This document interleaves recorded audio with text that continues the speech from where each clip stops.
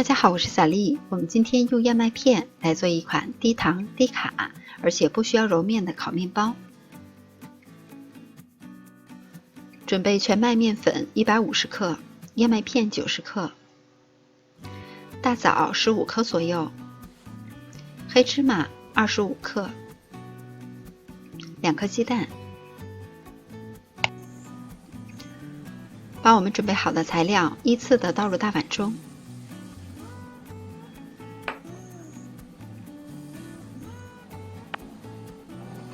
大枣呢要清洗干净，剪成枣碎。我放了一把南瓜籽儿，也可以根据自己的喜好加入其他的果仁儿。然后打入鸡蛋，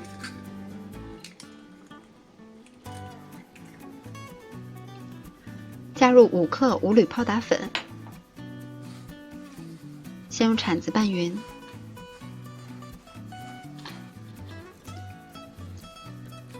然后再少量多次的添加200克的牛奶，牛奶的量也要根据自己的实际情况来适量的增减。最后我们调成这样干一些的面糊状。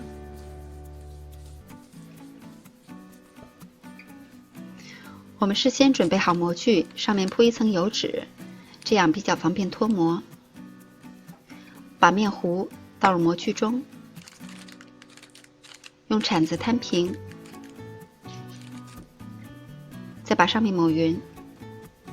我们提前再准备几颗去核的大枣，清洗干净，摆到上边装饰一下。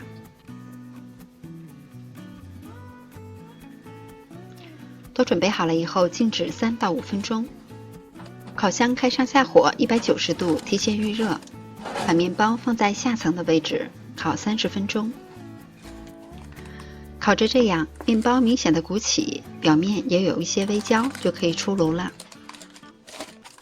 如果想大枣的颜色比较好看，后期可以在上边盖上一层锡纸。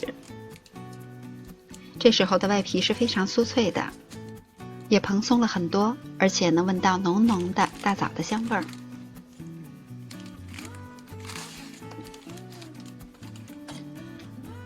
我们再用刀把它切成片，就可以开动了。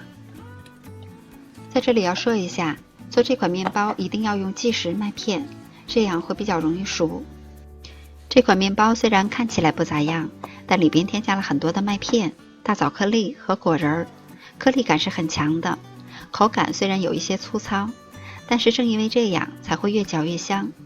这里边虽然没有加糖，但是因为添加了很多的大枣颗粒，每咬上一口都能体会到大枣的香甜。